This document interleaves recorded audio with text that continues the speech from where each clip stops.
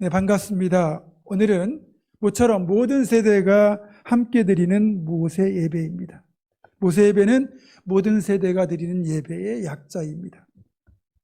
거의 저희가 한 3년 이상 교회학교 사역의 연속성을 위한다는 목적, 또 지난 2년간은 코로나 팬데믹 때문에 거리두기 어려움으로 인해서 한동안 저희가 이렇게 한 달에 5주가 있는 마지막 5주째는 원래 이렇게 모세 예배를 드렸는데 청년들과 장년들만 청장년 연합 예배로 드려왔습니다. 하지만 오늘은 모처럼 유치부, 아동부, 중고등부, 청년부 그리고 장년들까지 모든 세대가 같은 공간, 같은 시간에 이렇게 함께 하나님을 예배하는 기쁨이 있습니다. 바라는 건 이제 실내에서 마스크까지 벗고 서로의 얼굴을 보면서 마음껏 찬양하고 교제하는 그런 모세 예배를 드릴 날이 속히 오기를 바라게 됩니다. 저와 여러분이 계속 믿음의 길을 걸어가시고 하나님께서 그런 우리에게 은혜를 베푸시면 그런 날이 속히 오리라 믿습니다. 그때까지 끝까지 믿음을 잘 지켜가는 우리 모두가 되기를 주님의 이름으로 부탁합니다. 제가 이제 만 11년이 지나고 이제 12년이 다 돼 가는데요. 이렇게 모세 예배를 참 많이 드렸지만 그 어느 모세 예배보다 우리 아동부, 중고등부가 가장 예배를 잘 드리는 것 같아요. 조용하고 집중하고 교동문도 크게 읽고 찬송도 크게 부르고, 그래서 예배가 마칠 때까지 우리 아동부와 중고등부가 그 누구보다 하나님 앞에 정말 온전한 예배대로 잘 끝까지 드려지기를 다시 한번 우리 교회학교에도 부탁을 드립니다. 제가 질문을 하나 하겠습니다. 여러분, 맛집으로 소문난 아주 큰 식당에 여러분들이 아르바이트를 하러 갔습니다. 이 식당은 일이 무척 힘든 관계로 시급으로 2만 원을 줍니다. 그리고 그날 일이 끝나면 바로 알바비를 정산해서 지급해 줍니다. 여러분이 오전 11시부터 오후 9시까지 총 10시간을 일했어요. 그러면 얼마를 받습니까? 20만 원 받겠죠. 계산은 정확하죠. 그런데 오후 7시에 와서 2시간 정도밖에 일을 하지 않은 사람이 있어요. 근데 알바비를 정산할 때 식당 사장님이 그 2시간도 채 못 일한 친구에게 그날 일당으로 20만 원을 주는 겁니다. 물론 10시간을 일한 여러분도 똑같이 20만 원을 주는 거예요. 우리 아동부도 이해가 되지 않는, 그러니까 그런 식당의 사장의 행동이 여러분 이해가 되십니까? 네, 이런 반응이 있어야 목사가 설교할 맛이 납니다. 누구는 하루 종일 힘들게 일해서 20만 원 받는데 쟤는 2시간도 채 일 못하고 20만 원을 받는다면, 그렇죠? 속으로 불평하지 않겠습니까? 누가 보더라도 식당 사장의 처사가 불공평해 보이는 그런 일인데, 오늘 본문에도 그와 비슷한 상황을 담은 이야기가 예수님의 비유로 실려 있습니다. 오늘은 이 이야기를 여러분과 함께 나누어 보려고 합니다. 오늘 본문이 그 유명한 포도원 품꾼의 비유인데, 우리는 우리 대한민국은 농촌을 중심으로 발달한 독특한 제도가 하나 있습니다. 그게 바로 품앗이라는 거예요. 품앗이는 따로 품삯을 받지 않는 대신에 내가 저쪽 집의 농사일을 도와주면 그쪽 집도 내가 일손이 필요할 때 하러 와서 일을 도와주는 거죠. 일종의 노동 교환인 셈인데, 그런 품앗이를 통해서 우리는 일손이 많이 필요한 농촌의 모내기나 벼베기 같은 일들을 해내는 겁니다. 하지만 이스라엘에는 이런 품앗이 관습이 따로 없어요. 그렇기 때문에 일손이 무척 많이 필요한 포도 수확 때가 되면 품삯을 주고 따로 품꾼을 고용해야 됩니다. 그래서 포도 수확철이 된 이 포도원 주인이 품꾼을 얻으려고 우리의 인력시장격에 해당하는 장터에 나갔습니다. 아침 일찍 그곳에 나가보니까 그곳에 이제 품을 발러온, 그러니까 일자리를 구하러 나온 사람들을 만나게 되었고, 그래서 이들에게 하루 한 데나리온, 해가 저물 때까지 일하는 조건으로 한 데나리온의 품삯을 약속하고 그들을 포도원에 들여보내게 됩니다. 이 한 데나리온은 하루 노동자의 일일 품삯, 그러니까 뭐 적게 보면 한 10만 원 정도, 또 좀 뭐 기술자 같으면 한 20만 원 정도. 그래서 통상 20만 원을 한번 계산을 해보겠습니다.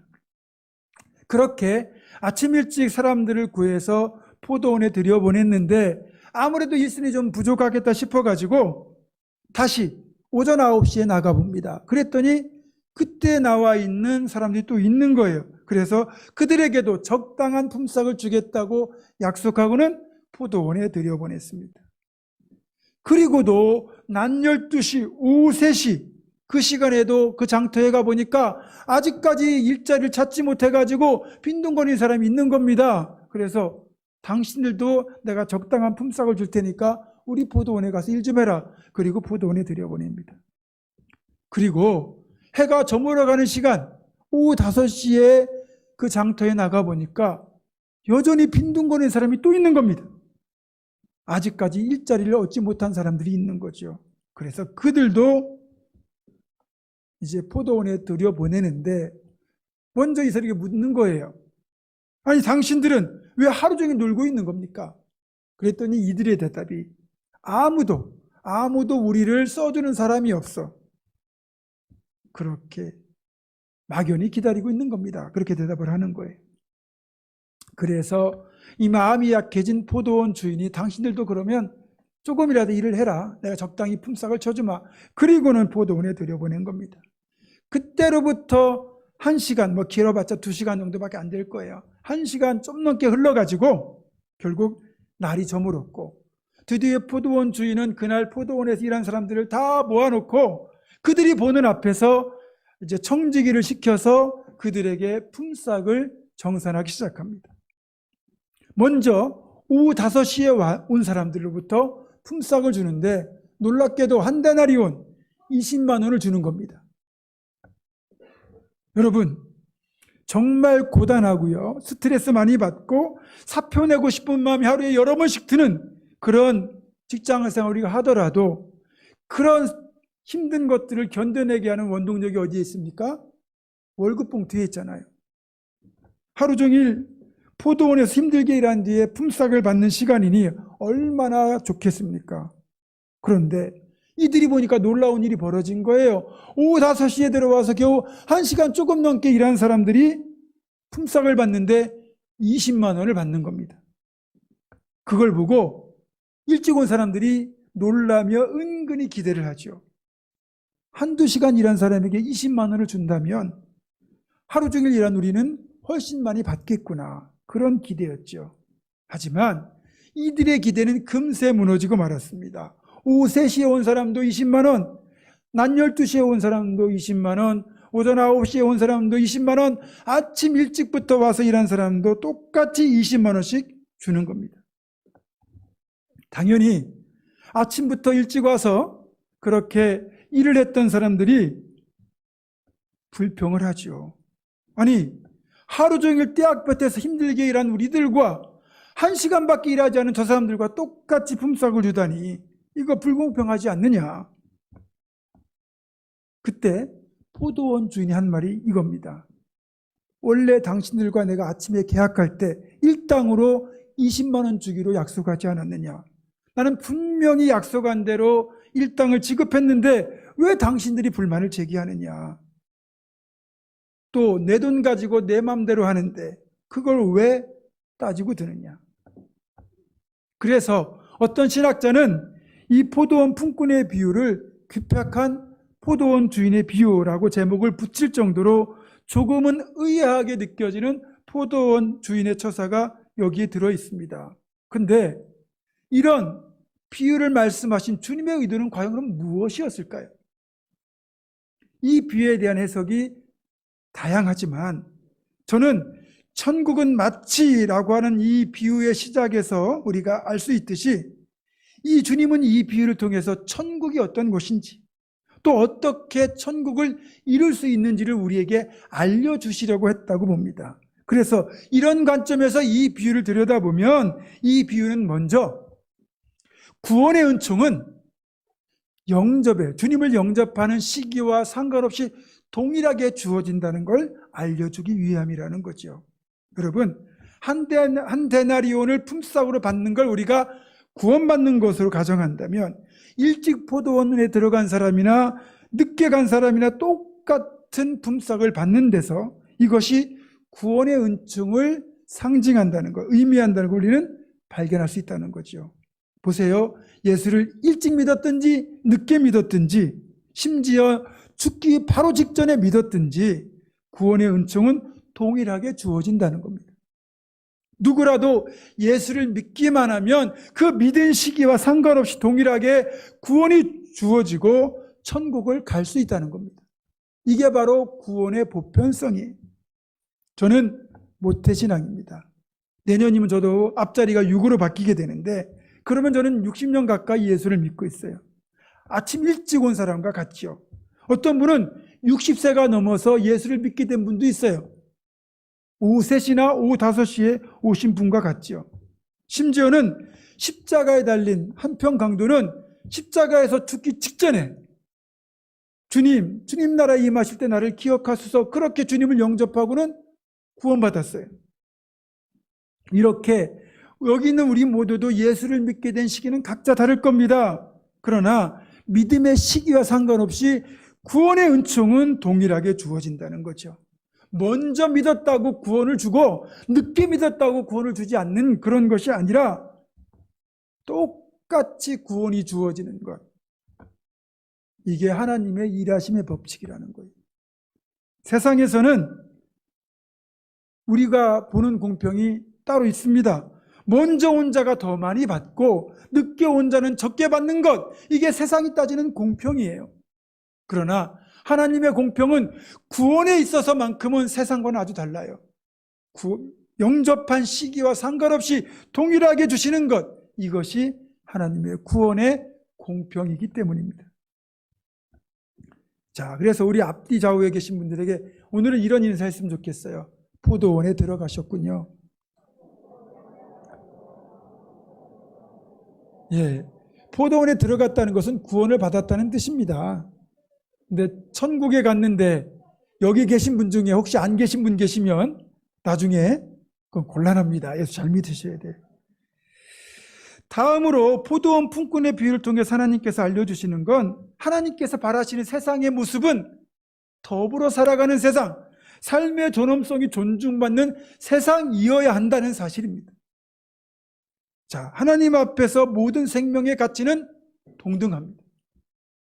가진 자나 없는 자나 부한 자나 가난한 자나 강한 자나 약한 자나 나이 든 자나 적은 자나 할 것 없이 모든 생명의 가치, 그 존엄성은 하나님 앞에서 동등하다는 거예요. 자, 그러면 이 한 데나리온은 그 당시 한 가족이 사람답게 살아갈 수 있는 하루의 최저 생계비였어요.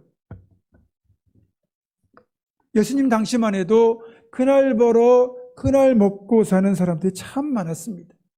우리식으로 뭐 저축해놓고 저장해놓는 그런 상황을 그들은 별로 가져보지 못했어요. 그러니까 그날 일을 못하면, 하루 일을 공치면 그 다음 날은 굶어야 한다는 결론입니다.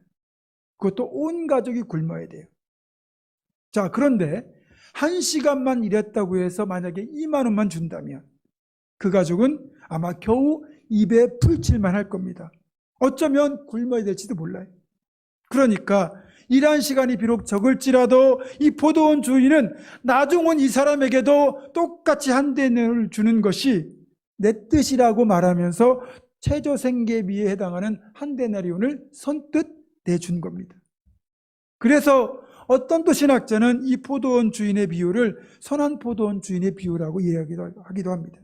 저는 이것이 천국의 나눔의 법칙이다, 이렇게 생각합니다. 나중 온 이 사람도 한 가족의 생계를 책임지는 가장이기에 하나님은 그에게도 인간의 존엄성과 생명을 이어갈 최소한의 은총이 필요하다고 말씀하시는 것이고, 그래서 동일하게 한 데나리온을 그에게도 준 것입니다.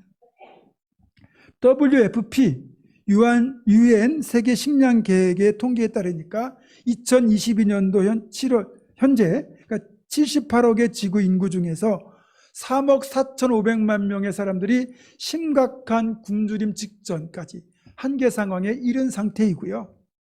8억 2,800만 명의 사람들이 매일 밤 배고픈 채로 잠이 든다고 합니다. 우리는 배가 불러서 그렇죠? 살찔까 봐 잠을 일부러 늦게 자는 그런 형편 아니겠습니까? 그런데 적어도 8억이 넘는 사람들이 배고픈 채로 잠이 든다는 거예요. 이게 현실입니다. 하나님은 모든 이들이 적어도 배를 골지 않고 잠자리에 들 수 있는 세상, 그런 세상이 하나님이 바라시는 세상이라는 걸 이 비유를 통해서 알려주고 계신 거예요. 어쩌면 포퓰리즘이라고 비난받는 사회복지 정책이 사실 이런 포도원 품꾼의 비유에서 출발한 하나님 나라의 생명 존중의 방식이라고 생각이 들기도 합니다. 제가 주보 칼럼에도 썼지만 나눔이야말로 천국을 이 땅에서 선취하는 가장 좋은 방법이기도 합니다. 우리 교회와 성도들은 모두가 사람답게 살아가는 세상을 위하여 우리가 조금 더 가진 것을 기꺼이 나눔으로써 하나님의 방식으로 생명을 존중하고 이 땅에서 천국을 선취하며 살아갈 수 있기를 주님의 이름으로 부탁합니다. 세 번째로는 주님께서 이 비유의 끝 16절에 하신 말씀, 이와 같이 나중된 자로서 먼저 되고 먼저 된 자로서 나중되리라 라는 이 말씀을 통하여 하나님의 도구로 쓰임받는 축복은 언제라도 역전이 일어날 수 있다는 것을 알려줍니다. 구원은 먼저 받았지만, 그러니까 예수는 먼저 믿었지만 신앙의 성장과 성숙, 더 나아가 직분의 축복까지 실제로 먼저 믿고 다른 사람을 전도했던 사람보다 전도를 받아서 늦게 예수 믿은 사람이 훨씬 더 빨리 믿음도 잘하고 직분도 받는 경우가 의외로 많습니다. 학생 때 그렇게 열심히였던 사람이, 청년 때 그렇게 열심히였던 사람이 정작 시간이 지나면서 자신이 전도했던 친구보다, 자신이 전도했던 사람보다 더 늦게 신앙이 성장하고 또 교회에서 그렇게 직분도 늦게 받는 경우를 우리는 종종 보게 됩니다. 여러분, 제가요 20년 넘게 잊지 못하는 기도가 하나 있습니다. 제가 집사 때 섬겼던 대전의 한 교회에서 구역장으로 섬기셨던 어떤 여자 집사님이 대표 기도를 하는데 대표 기도 중에 이런 간구를 했습니다. 하나님, 먼저 된 저희들이 나중되지 않도록 끝까지 깨어서 끝까지 충성할 수 있기를 바랍니다. 저는 이 기도가 지금도 잊혀지지 않아요. 먼저 믿은 우리들이 나중되는 것은 결코 바람직한 일이 아니죠. 그렇습니다. 먼저 된 분들이 나중되시는 것은 부끄러워해야 할 일이에요. 그래서 여러분, 먼저 믿은, 그래서 먼저 된 우리들에게는 한 가지 사명이 동일하게 주어집니다. 그것은 끝까지 신앙적인 면에서 먼저 되는 겁니다. 끝까지 그 먼저 된 자의 자리를 지켜내시는 여러분 되기를 주님의 이름으로 축원합니다. 그럼에도 불구하고 이런 포도원 주인의 처사가 불공평하다고, 즉 하나님의 공평하심이 내 마음에 들지 않는다고 여기시는 분들을 위해서 제가 변명을 한 가지 해보려고 합니다. 여러분이 당시 포도원 품꾼이라고 한번 생각을 해보십시오. 그리고 우리 모두가 그날 벌어 그것으로 먹고 살아야 되는 그런 형편이고 내가 그런 가족의 생계를 책임져야 될 가장이라고 할 때 여러분, 그런 가장에게 가장 기쁘고 반가운 일이 무엇일까요? 어떻게든 일거리를 찾아서 돈을 벌고 그것으로 가족들을 먹여 살리는 것 아니겠습니까? 그래서 일자리를 구하려고 아침 일찍 인력시장 장터에 나갔습니다. 근데 포도원 주인을 만나서 하루 한 데나리온, 그래도 넉넉한 하루를 살아갈 수 있는 생계비 이상을 보장받고 포도원에 들어가서 일을 할 수 있게 되었습니다.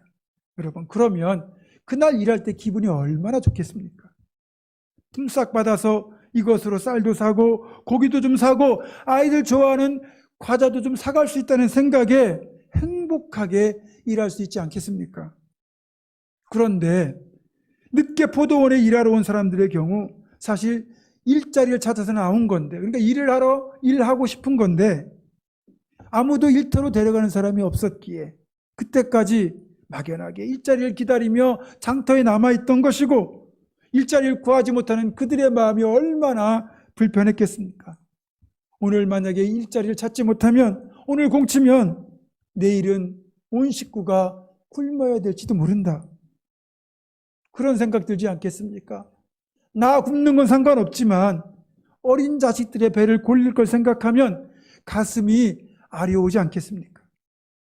그래서 이미 품꾼을 구하는 시간이 훌쩍 지난 그 시간에도 차마 그 자리를 못 떠나고 혹시나 하고 마음 졸이며 기다리고 있던 것 아니겠습니까? 따라서 이런 측면에서 본다면 품삯의 많고 적음을 떠나서 아침 일찍 포도원에 들어간 그 사람은 아침부터 이미 행복한 하루를 보낼 수 있었던 것이고, 나중에 온 그 사람들은 힘들었던 하루를 보내고 있던 셈입니다. 그러니까 아침부터 힘들게 일했는데 똑같이 품삯을 준다고 불평할 것이 아니라 오히려 감사해야 했던 거죠. 이것은 구원의 순서에서도 크게 다르지 않습니다. 여러분, 예수를 믿는다는 건 보통의 축복이 아닙니다. 우리가 예수를 일찍 믿으면 믿을수록 하늘의 기쁨과 평안을 많이 누리잖아요. 그러니까 예수를 일찍 믿은 사람은 훗날 천국 가는 것과 상관없이 이 땅에서 일찍부터 천국을 선취하며 사는 축복을 누리는 거예요. 저는요, 성격이 굉장히 소심한 편입니다. 겁도 많고 염려가 많은 성격이에요. 그런데 그런 제가 어려서부터 예수를 믿게 되면서 그 덕분에 주님께서 늘 임마누엘로 나와 함께 하시고 나의 든든한 백그라운드가 되어주신다는 것을 알고 믿었기 때문에 의외로 담대하고 배짱도 좋게 되었습니다. 염려하고 걱정하는 대신에 하늘의 기쁨과 평안을 풍성하게 누리며 지금껏 살아오고 있습니다. 그게 예수를 일찍 믿은 축복이에요. 그리고 여러분 생각해보면 나중 온 이 사람들, 그래도 그 늦은 시간이지만 자신을 긍휼히 여겨서 일자리를 준 포도원 주인의 배려가 고마워서 그 한 시간을 어떻게 보냈겠습니까? 죽어라고 몸이 부서져라 일하지 않았겠습니까? 그런 모습을 보는 포도원 주인의 눈에는 또 그 사람이 얼마나 안쓰럽고 또 그런 모습이 고마웠을까요? 늦게 구원받은 분들이 먼저 되는 이유가 바로 여기에 있습니다. 이분들은 늦게 예수를 믿지만 그 예수를 믿고 구원받은 그 고마움, 그 감사를 먼저 믿은 분들보다 더 간절하게 느끼고, 그래서 죽어라 충성하다 보니까 그것이 하나님과 사람들에게도 인정받아서 먼저 되는 경우가 생기는 겁니다. 실제로 모태신앙인들보다 늦게 예수님을 영접한 분들이 더 뜨겁게 신앙생활하는 거 우리는 목격하지 않습니까? 제가 2002년도에 39세의 나이로 장신대 신대원에 입학을 했습니다. 그 신대원 3년 과정을 마치고 졸업할 때 우리 나이로 40이 넘는 사람들, 그 입학 연령이 그러니까 38세 이상인 신학생들은 자동적으로 한미래라고 하는 모임에 가입이 됩니다. 그러니까 좀 나이가 들어서 신대원에 입학한 학생들의 모임인 거죠.